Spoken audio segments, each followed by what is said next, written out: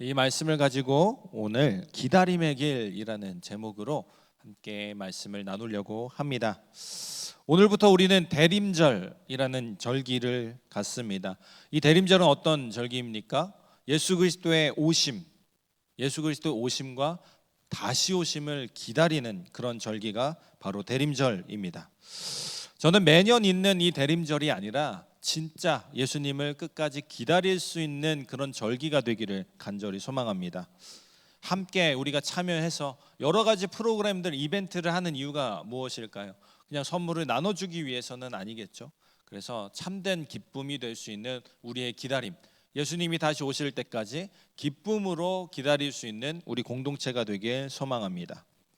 과거에 로마라는 제국에는 가장 유명했던 게 로마의 도로였습니다. 고대 로마 시대에 건설된 이 도로망은 또는 그 도로는 물길인 수도와 함께 고대 로마 토목 기술의 최대 유산으로 꼽힙니다. 그래서 로마는 제가 한 번도 가보진 못했지만 그곳에서 도로가 참 유명하고 수로가 유명하다는 것을 알고 있지요. 가 보시면 관광지를 그렇게 돌 것인데 이 전체 로마 전역에 걸쳐서 식민지를 포함한 전 영토에 걸쳐서 이 도로가 건설되었는데 그 길이가 약 9만 킬로미터라고 합니다. 가늠이 안 되죠. 그래서 지구의 둘레를 측정해 봤더니 지구의 둘레는 4만 킬로미터입니다. 그럼 지구보다 2배나 긴 그 도로를, 지구의 둘레보다 2배나 더 긴 그 도로를 건설했다라고 하면은 이 로마가 얼마나 큰 도로를 만들었는지, 얼마나 긴 도로를 만들었는지를 알 수 있습니다. 이 로마 도로를 왜 만들었을까요? 로마는 정복하기 위한 이 도로를 만들지 않았나라는 생각을 합니다. 군대와 물자가 이동이 용이하기 위해서 이 엄청난 길이의 도로를 만들었다 할 수 있습니다. 이것을 반대로 얘기하면 로마가 대제국이 될 수 있었던 이유 중에 큰 부분이 바로 이 도로가 건설되었기 때문이다라고 볼 수 있는 것이죠. 과장하면 로마가 대대적인 정복을 하기 위해서 그런 목적을 가지고 로마 도로를 건설했다라고도 할 수 있는 것입니다. 로마가 세계 정복을 위해 도로를 준비했듯이 우리 그리스도인들도 한 길을 만들어 놔야 되는데, 한 도로를 만들어야 되는데, 하나님의 아들 예수 그리스도의 길을 준비한 사람 한 사람이 오늘 말씀 속에 등장합니다. 바로 세례 요한입니다. 물론 이 세례 요한의 독자적인 행동이 아니라 하나님께서 이 세례 요한을 통해서 너가 나의 아들 예수 그리스도의 길을 예비하라 라고 선언한 것이지만, 명령한 것이지만, 오늘 말씀을 통해 우리는 도전받았으면 좋겠습니다. 우리도 또한 이 세례 요한처럼 예수 그리스도의 길을 예비하는 자로서 쓰임받기를 간절히 원합니다. 세례 요한은 예수님의 처음 오심, 이 땅에 오심을 준비했지만 우리는 다시 오실 예수님을 준비하는데 그런 역할, 그런 사명을 가진 여러분들 모두가 되길 소망합니다. 그렇다면 세례 요한에 대해서 한번 살펴봐야겠죠. 하나님께 쓰임받은 이 세례 요한, 그리하여 예수 그리스도의 길을 예비하는 그런 중대한 사역을 맡게 된 이 세례 요한, 이 인생이 어땠을까 먼저 살펴보겠습니다. 세례 요한은 이렇게 정의할 수 있습니다. 하나님만 바라본 사람이다 라고 얘기할 수 있겠습니다. 세례 요한은 광야에서 회개 선포를 합니다. 오늘 말씀에서도 마찬가지로 이 독사의 자식들아 라고 하면서 당시에 권위를 가졌던 사람들한테 서슴없이 과하게 얘기를 하고 있는 이 모습들을 보면은 이 사람은 두렵지 않구나, 세상이 두렵지 않구나 라고 할 수 있는데, 그렇다면 반대로 얘기하면 이 세상이 두렵지 않은 이유가 무엇일까를 좀 생각을 해보면 왜 그럴까? 바로 하나님만을 바라봤기 때문에. 이 하나님만을 바라본다는 말을 다시 바꿔서 얘기하면 하나님을 신뢰하는 사람이었다라고 얘기할 수 있습니다. 도대체 이 사람이 얼마나 무모했는지를 한번 더 설명을 해보겠습니다. 세례 요한이 이 광야에서 왕이 올 것이다 라고 했던 이 시대, 그리고 너희가 독사의 자식들아 하면서 너희의 신앙을 바로 고쳐야 돼 라고 했던 이 시각에 왕이 누구였냐면 아켈라오라는 왕이었습니다. 이 아켈라오는 어떤 왕이냐면 그의 아버지가 어떤 사람이냐면 헤롯 대왕이었습니다. 헤롯 왕인데 예수님이 태어난다는 소식을 듣고 사내 아이들을 다 모조리 죽여라라고 했던 그 잔악무도한 사람이 그의 아버지였어요. 그런데 천사가 얘기합니다. 다시 이제 이 헤롯이 죽으니까 요셉이, 예수 그리스도의 육체적인 아버지 요셉이 다시 예루살렘으로 돌아오려고 했습니다. 근데 천사가 그의 길을 막습니다. 오지 말라고. 아켈라오라는 인물이 있으니 오지 말라고 합니다. 그러면 이 말은 무슨 뜻이 됩니까? 이 아켈라오도 마찬가지로 잔혹한 사람이다라고 할 수 있는 것입니다. 그래서 이 역사적인 사실로도, 실제적인 역사적인 사실에서도 그의 잔혹함을 알 수 있는데, 그 잔혹함을 경계한 로마 제국에서 그를 폐위시켜 버립니다. 이렇게 강한 힘으로 유대 민족들을 강하게 치리하면 얼마나 좋겠어요? 정치를 하면 얼마나 좋겠어요? 그런데 그게 도가 너무 지나쳐가지고 이 아켈라오를 폐위시켜 버립니다. 이 정도로 악한 사람이 아켈라오였는데, 이 시대에 다시 한 번 더 계속 얘기하는 거예요. 왕이 올 것이다. 너희 제대로 믿어야 된다 라는 이야기를 하고 있는 거예요. 이 세례요한은 겁이 없는 사람이었어요. 왜 겁이 없을까요? 하나님만 바라보고 있었기 때문에, 하나님을 신뢰하고 있었기 때문에 두려움이 없었던 것입니다. 자신의 목숨, 역사적인 상황을 고려하지 않고 오직 하나님만을 바라보는 이 신앙이 바로 우리에게 있어야 합니다. 우리는 어떤지 한번 살펴볼까요? 우리 모두는 하나님께 쓰임받고자 합니다. 적어도요, 우리가 하나님께 축복받은 인생으로 살고 싶다라는 마음가짐은 있습니다. 그러면 하나님께 축복받는 인생은 무엇입니까? 하나님의 말씀을 잘 따라야 하나님의 축복을 받는 인생이 되겠죠. 하나님의 말씀을 따른다는 것은 무엇입니까? 그의 뜻대로 살아간다라는 것, 하나님께 쓰임받고자 하는 것, 과장해서 이렇게 얘기할 수 있는 것입니다. 그래서 이런 우리에게 필요한 것은, 첫 번째 자세는 세례 요한처럼 하나님만 바라보는 그러한 자세입니다. 세례 요한처럼 전적으로 하나님을 신뢰할 때 우리는 하나님만 바라보고 이 세상을 살아갈 수 있습니다. 이 세례 요한이 어디서 살았는지가 오늘 성경 속에도 나오는데요, 광야에서 살았다고 합니다. 어려움에 스스로 처한 것입니다.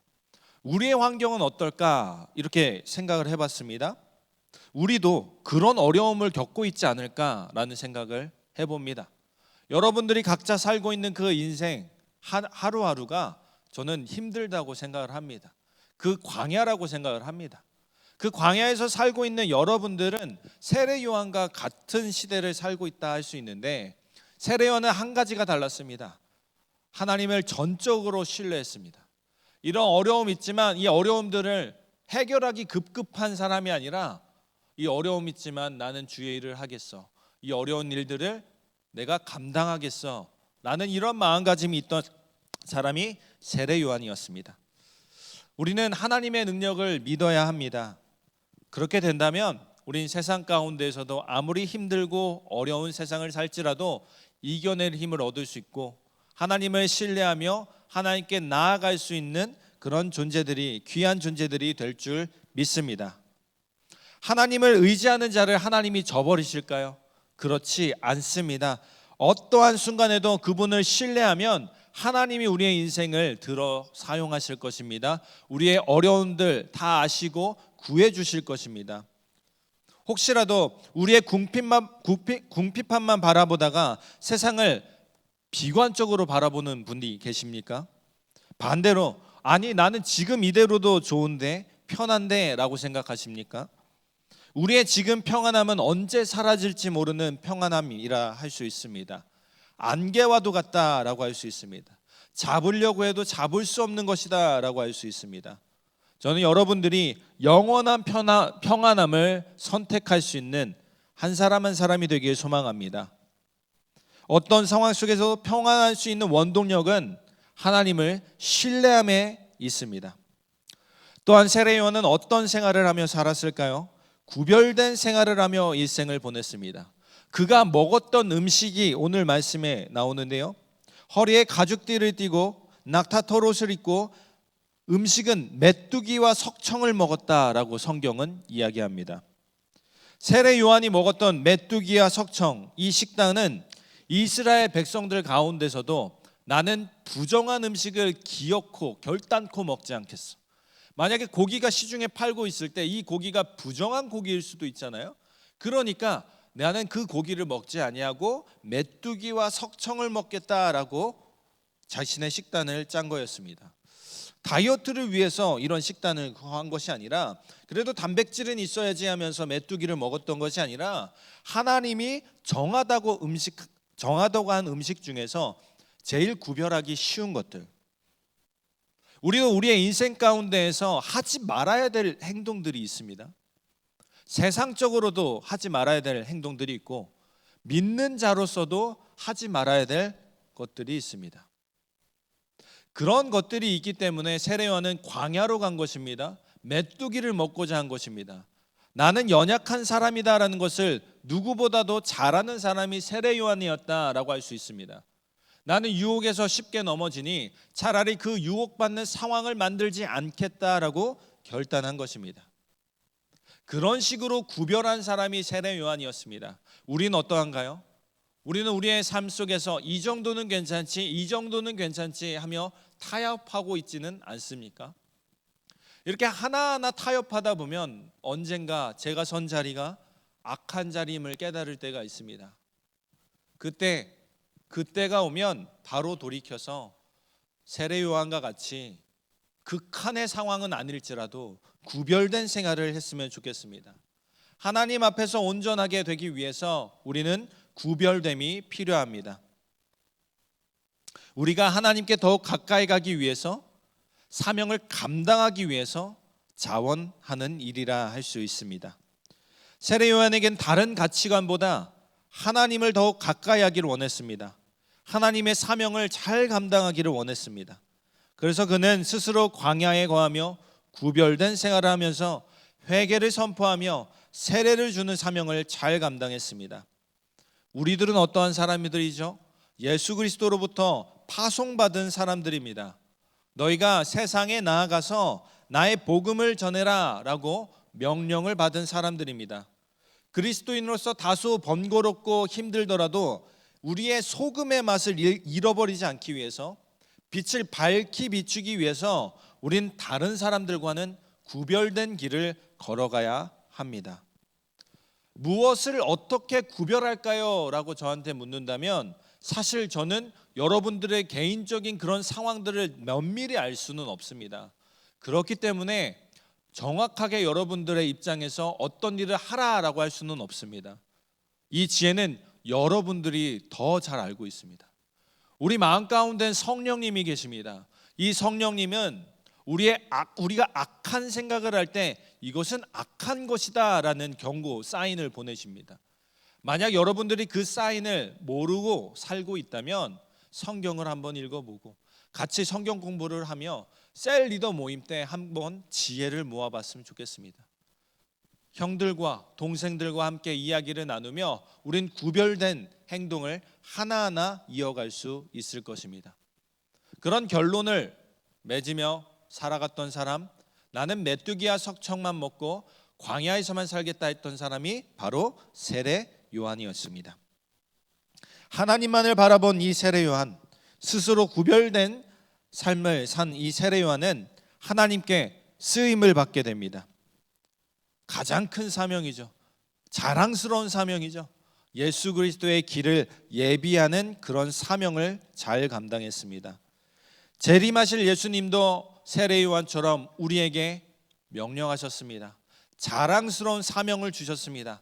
복음을 전하라 하셨습니다. 예수 그리스도께서 다시 오시는 그날에 완성될 하나님의 나라, 그의 나라를 예배하는 사람이 바로 우리입니다. 그러니 지금 현실은 어렵고 힘들지라도 하나님을 바라보며 다시 한 번 더 일어나 봅시다. 소망을 가진 여러분들이 되길 간절히 소망합니다. 세례 요한은 그 길을 어떻게 예비했습니까? 어떤 가치관을 두었습니까? 회개를 선포하며 세례를 베풀었습니다. 이 회개는 무엇입니까? 자신의 삶이 변화되는 것을 의미합니다. 거룩한 삶을 살겠다라는 것입니다.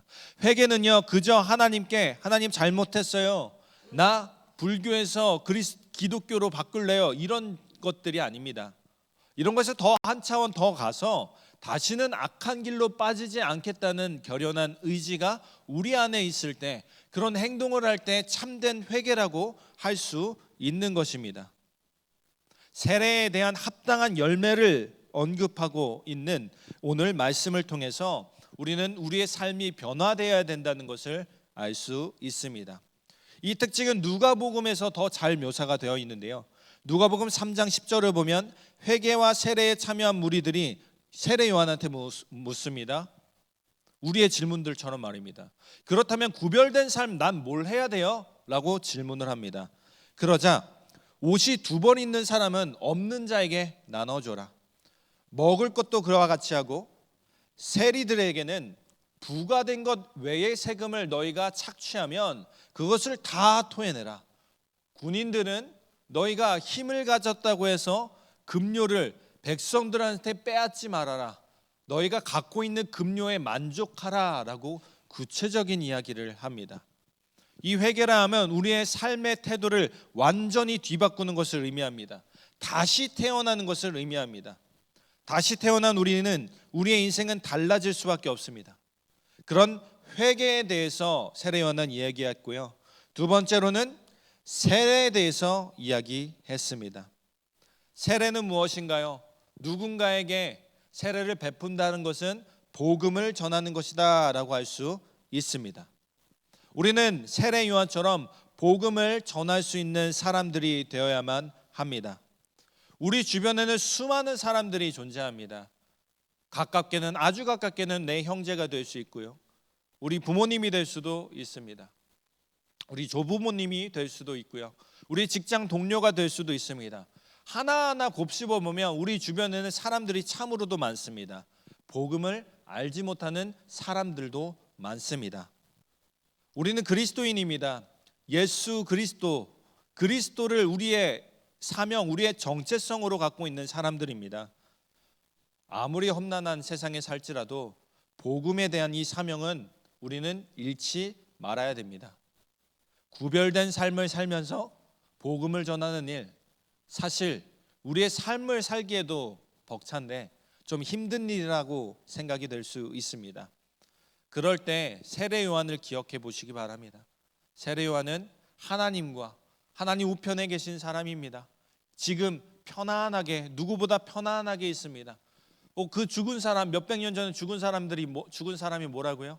그러면 우리 공동체가 있습니다.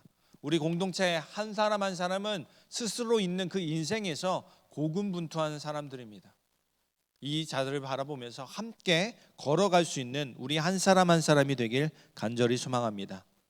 그렇다면 우리의 목적이 확실해야겠죠. 우리의 목적이 하나님을 예비하는 것, 하나님의 나라를 예비하는 것인데, 그럼 그 하나님의 나라가 어떤 모습인지를 알면 우리는 조금 계기를 삼을 수 있겠죠. 동기부여가 되겠죠. 그래서 미가서 4장 3절과 4절의 내용, 다소 긴 말씀인데 한번 같이 미가 4장 3절과 4절을 읽어보겠습니다. 시작. 그가 많은 민족들 사이에 이를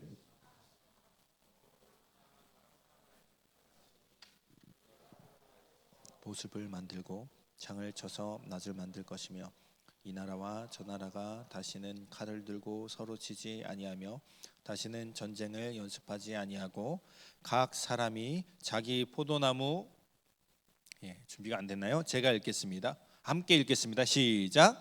각 사람이 자기 포도나무 아래와 자기 무화과 나무 아래에 앉을 것이라. 그들을 두렵게 할 자가 없으리니 이는 만군의 여호와의 입이 이같이 말씀하셨음이라. 아멘. 그날에는 어떤 전쟁도 없고 어떤 무기를 들 필요가 없습니다. 나를 보호하기 위해서 뭔가 나의 힘이 필요하다 여기지 않아도 됩니다. 이곳에는 경쟁이 없는 나라, 서로 다투지 않는 평화의 나라입니다. 각 사람이 자기의 나무 아래, 나무 그늘 아래서 쉴 수 있는 것, 그런 유유자적한 삶을 살 수 있는 그런 나라가 온다는 것입니다.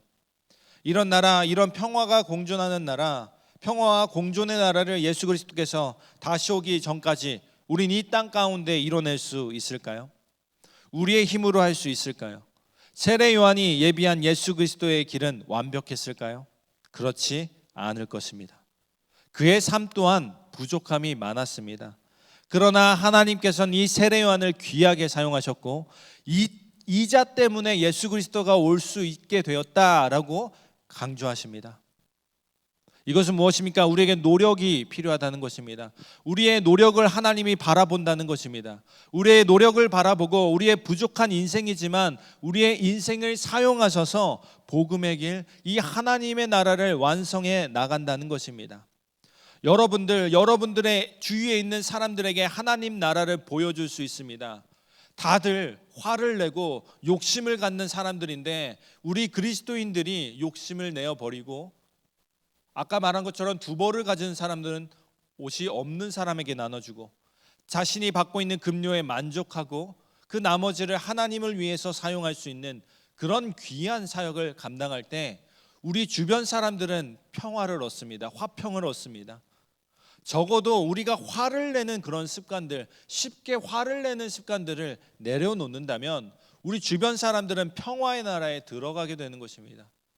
이 땅 가운데서 하나님의 나라가 이룰 수 있다는 얘기입니다. 그래서 여러분들 하나하나 우리 공동체가 하나님의 나라를 이룰 수 있습니다. 이 공동체 안에는 다툼도 없고 평화만 공존만 있을 뿐이다. 그런 공동체가 된다면 우리 청년 공동체는 희망이 될 수 있습니다. 청년들이 신앙을 잃어버리고 있다. 수많은 사람들이 이야기하고 있으나 희망이 없다. 절망만 있을 뿐이다 라고 얘기하고 있지만 우리가 그 희망을 만들어가면 되는 것입니다. 우리 개개인들이 가진 것은 많아 보이지 않을 수 있습니다. 우리가 교회에 모여 우리가 가진 일부를 모았을 때 우리가 할 수 있는 것들은 점점점 많아집니다. 그런 생각의 전환에 들어갈 수 있는 여러분들 모두가 되기를 소망합니다. 마지막으로 창세기 2장 15절의 말씀으로 정리하고자 합니다. 창세기 2장 15절의 말씀입니다. 함께 읽어보겠습니다. 시작. 여호와 하나님이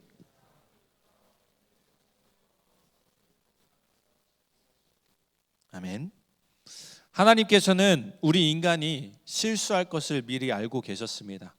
그럼에도 불구하고 자신의 일을 맡겨주셨습니다. 결국 그 아담은요 실수했습니다. 실패했습니다. 그래서 어떻게 되죠? 이 세상을 타락한 나라로 만들게 됩니다. 하나님의 나라에서 쫓겨나게 됩니다. 그 후에 하나님은 아브라함을 택하시고 다시 한 번 더 무모한 도전을 시작하십니다. 아브라함을 택하시고 이스라엘을 거룩한 나라로 세우십니다. 그러나 그 노력도 물거품이 되어버렸습니다. 불순종으로 실패하고야 말았습니다. 여기서 하나님이 포기하셨을까요? 아니요. 다시 한 번 더 또 무모한 도전을 하십니다. 예수 그리스도를 통해 하나님의 나라의 승리를 확실히 보여주시게 됩니다. 자신의 아들을 보냈음에도 불구하고 유대인들은 어떻게 하나요? 예수님을 십자가에 못 박고야 맙니다. 계속해서 실패함에도 불구하고 우리에게 마지막 사명을 주셨습니다.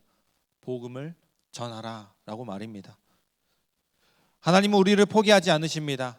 복음을 가지고 이 세상에서 그 복음대로 사는 것, 예수님의 가르침대로 사는 것, 복음을 전하며 사는 것, 이 일은 힘든 일이 분명합니다. 수많은 실패의 맛을 보게 될 그런 사명입니다. 하지만 끝까지 하나님을 신뢰하고 구별된 삶을 살 때 우리 교회가 하나 되어 나아갈 때 우리는 하나님의 나라를 세워갈 수 있습니다. 예수 그리스도께서 완성하실 그 나라 예비하는 자 될 수 있습니다. 하나님께서는 그러한 자로 우리를 지금 부르고 계십니다. 우리가 해야 될 것은 무엇이냐? 하나님을 갈망하고 기다리는 것입니다. 우리를 포기하지 않으시는 하나님께 감사하고요. 난 이렇게 실패한 인생임에도 불구하고 하루하루 살아갈 수 있는 용기와 은혜를 허락하심에 감사하고 나아가시길 바랍니다. 하나님만을 바라보면 됩니다. 그러면 하나님이 우리의 인생을 보살펴 주실 것이고 우리의 인생을 하나님의 나라를 예비하는 사람들로 만들어 주실 것입니다. 하나님의 도우심과 임재를 갈망하시기 바랍니다. 그 선한 것을 원하는 우리를 하나님께서는 선택하시고 인도해 내실 것입니다. 그러니 끝까지 주님을 신뢰합시다. 끝까지 구별된 삶을 살아갑시다. 끝까지 복음을 전하며 살아갑시다. 분명 예수 그리스도는 다시 오십니다. 이 기다림의 끝은 절망이 아니라 희망입니다. 여러분들도 각자 어려운 삶을 살고 계실 줄 압니다. 저한테도 왜 어려운 일이 없겠습니까? 이렇게 고백하는 순간에서도 걱정되는 일들이 너무나도 많습니다. 그러나 저는 한번 하나님께 믿고 맡겨보기로 결심해 보았습니다. 함께 하나님께 믿고 하나님을 신뢰하고 하나님만을 갈망할 수 있는 여러분들 모두가 되길 소망합니다. 그래서 언젠가 기회가 되면 하나님이 나의 길을 이렇게 인도해 주셨어요 라고 간증도 하고 서로 기쁨으로 나눌 수 있는 우리 청년 공동체가 되길 간절히 소망합니다. 이런 간절함 가지고 함께 찬양하길 원합니다. 예수 사랑합니다 라는 찬양인데요, 다소 가사도 짧고 내용도 별거 없어 보이지만 가장 기본이 되는 메시지가 이 찬양 속에 있는 것 같습니다. 한번 하나님을 사랑하는 마음, 기다리는 마음, 하나님을 신뢰하는 마음으로 이 찬양 함께 하기를 간절히 소망합니다.